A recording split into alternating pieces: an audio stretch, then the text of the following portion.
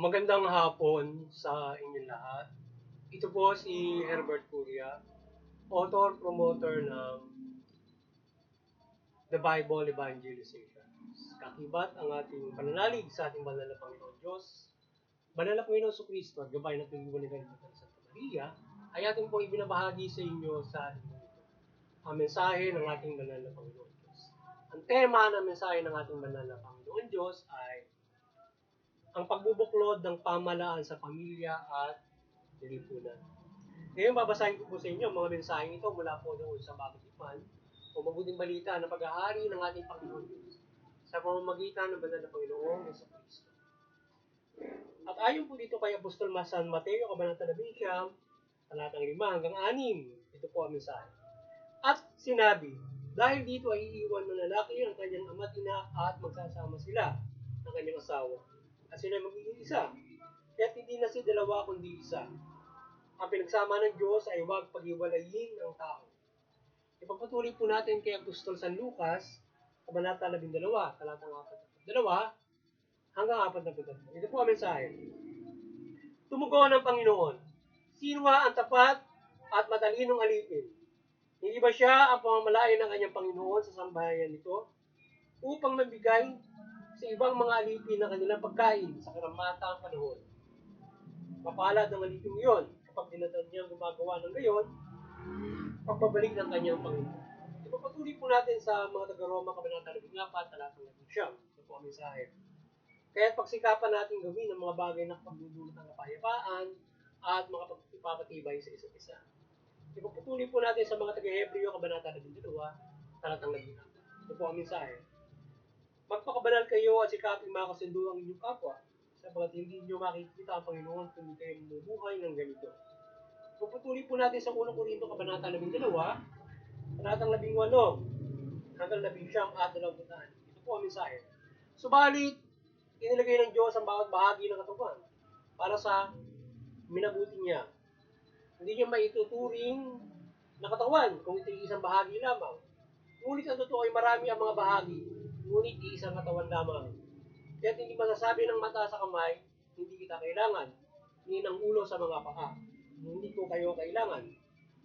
Kung nasasaktan ng isang bahagi, nasasaktan ng lahat. Kung pinararangalan ng isang bahagi, nagagalak ang lahat. Ipatuloy po natin sa 2 Korinto, Kabanata 8, talatang 11. Ito po ang mensahe. Kaya ng Diyos na pasaganahin kayo sa lahat ng bagay, hindi pa sa inyong pangangailangan, upang may magamit kayo sa pagkakawang gawa. Kaya ng sinabi sa kasulatan, siya'y namudmod sa duka, ang kanyang kabutihan ay walang hanggan. Ang Diyos ang nagbibigay ng binhi at tinapay na makakain, ang siya magbibigay sa inyo ng binhi at magpapalago nito, upang mamunga ng sagana ang inyong kabutihang loob.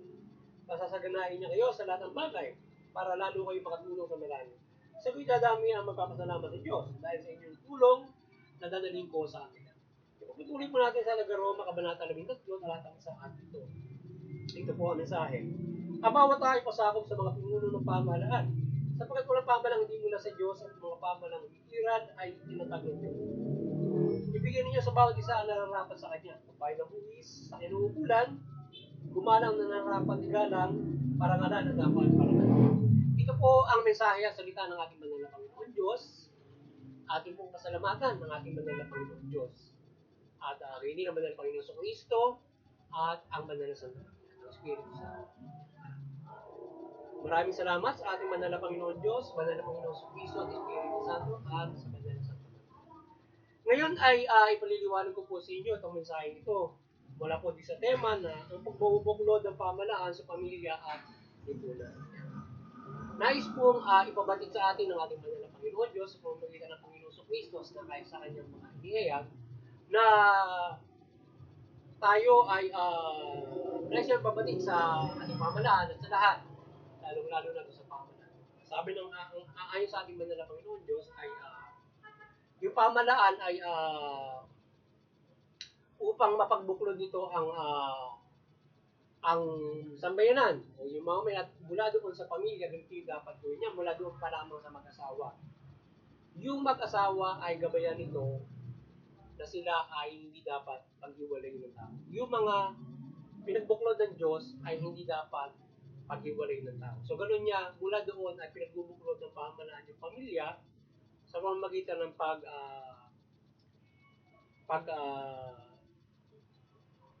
pagpapatibay nung samahan ng mag-asawa. Yan, at ng buong pamilya. So meron tayong batas diyan sa family code at iba't ibang mga suporta sa pamilya para ito ay palakasin, patibayin at iba't ibang mga gabay ng pamahalaan at serbisyo ng ating mga pamahalaan. Maliban diyan ay sabi ang ating pamahalaan ay upang mapagbuklod dito ang kanyang nasasakupan, dapat ito ay maglingkod ng tapat, maglingkod ng matuwid, mabuti, sundin ng pamahalaan yung mga mabuting balita at paglingkuran ito ng mabuti yung pamahalaan upang ito ay mabuklod.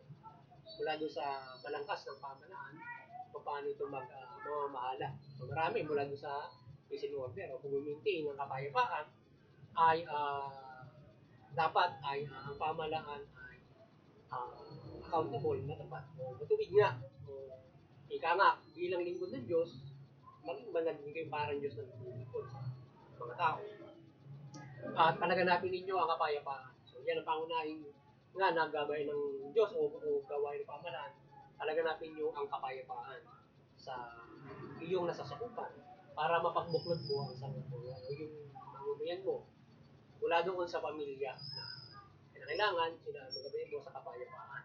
So mapupagbuklod yung lipunan pamilya sa kabayaran mo ng kapayapaan at sikapin nyo na inyong kasundo o inyong ang lipunan ay ang lipunan at ang pamahalaan ay mayroong mahusay na relasyon at hindi lamang yung mamamayan sa mamamayan ay dapat ay pinagkakasundo-sundo ng ating pamahalaan. So kaya nga nagpapahiran ng kapayapaan. So kinakailangan ay ganyan ang dapat na relasyon ng pamahalaan sa mga tao at yung mga tao kung paano ito yan. So ngayon syempre may mga maayon sa pamahalaan, may nagre-rebelde, dapat sikapin ng pamahalaan ang mga programa nito na ito ay makapabubuklod at hindi magkaroon ng mga ganitong klase ng mga problema yung ating kailangan pilitin ng pamahalaan.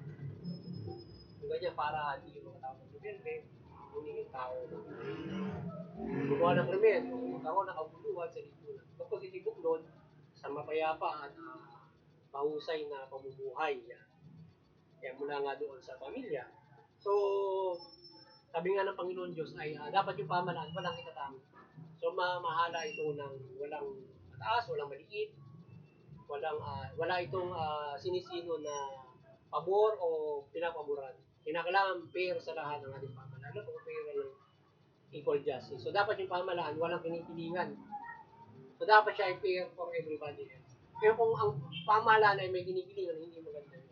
Nagkakaroon ng pagkahati-hati ang ating lipunan mula alam ba mahirap, mayaman yung ating kulturo, may mga ganun. Dapat fair para kung ano man ang katatayo ng mga tao sa lipunan, sila ay magkakaisa pa rin. Kaya dapat yung pamahalaan ay hindi ito nagtatangi ng bawat mga tao. So yung mahirap, yung mayaman, so it should be fair in services. At yung mga naglilingkod sa pamahalaan, kalilimutan nyo ang inyong sarili, kayo man ay galing sa mayamang pamilya or ang galing sa mahirap na pamilya, serve fair to everybody else. So, pairalin yung equality ng ating pamahalaan. So, walang itatangi. So, ganyan dapat maglingkod para mabuklod niya yung tao for the equality para sa lahat.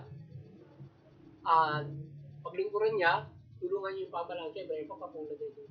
At servisyo niya na matulungan ng mamamayan na ito ay makapamuhay ng maayos mula sa mga pamilya.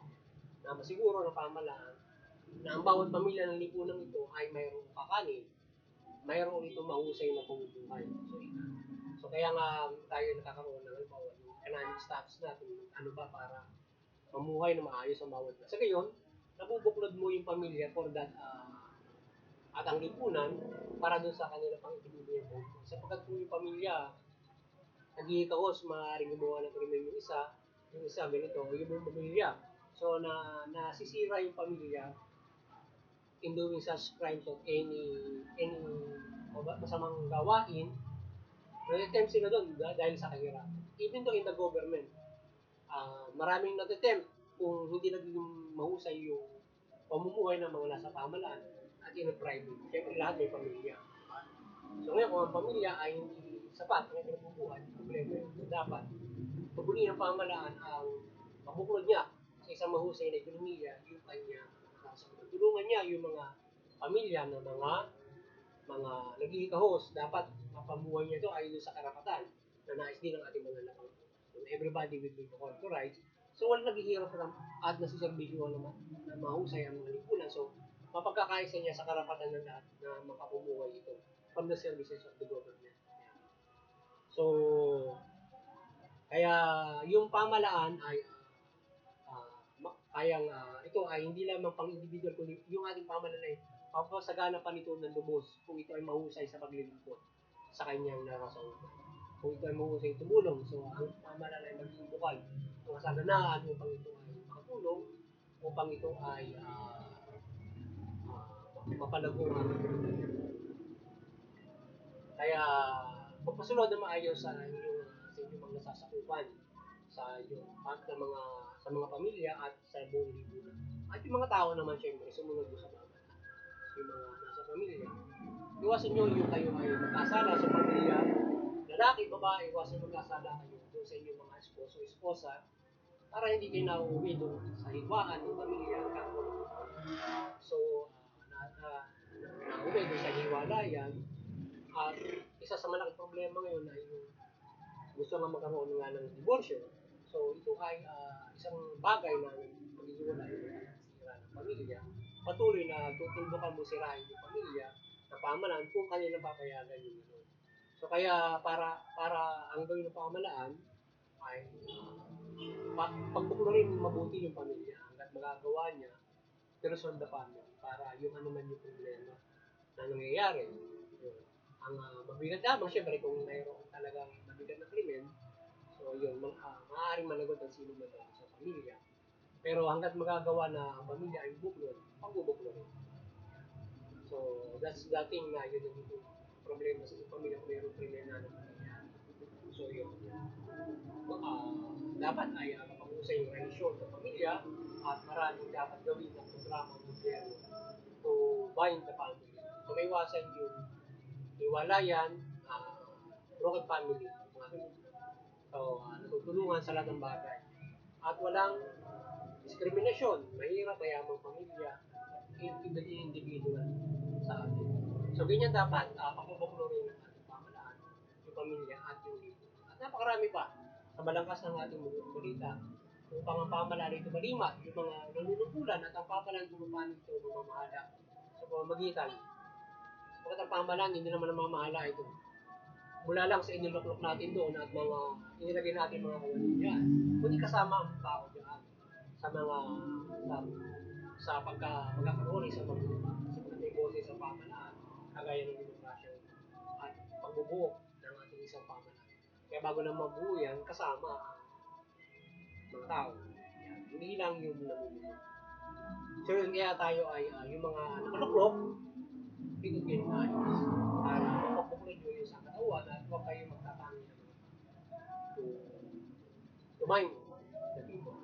So yun, at sana ay nagawin na naman kayo ng the Bible evangelization sa inyong spiritual na pamumuhay at magkaroon kayo ng malaking pag-asa sa inyong spiritual na pamumuhay at practical na pamumuhay.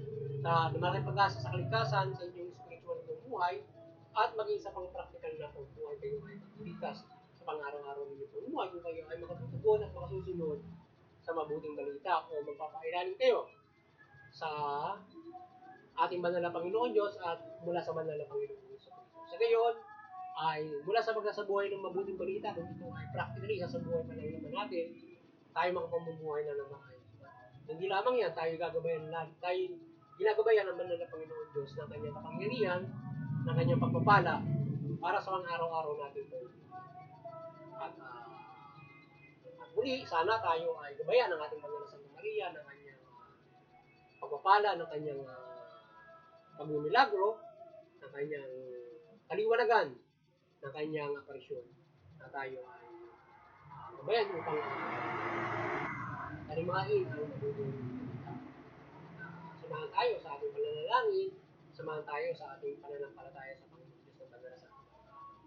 Tayo gabayan niya sa ating pananampalataya. Gayunman, higit sa lahat ay isabuhay natin ang mabuting balita upang sapagkat ito ang bibigay sa atin ng kaligtasang spiritual sa pananampalataya natin sa Panginoon Diyos. At ito yung ating pakinggang mabuti. Pero napakaraming pagpapala ang ating mga Panginoon kung maaari natin hilingin. Kung isasabuhay natin ang mabuting balita, ang pag-ibig ng Diyos ay lagi nasa atin at ang biyaya niya at ang proteksyon ay palagi sumasa atin.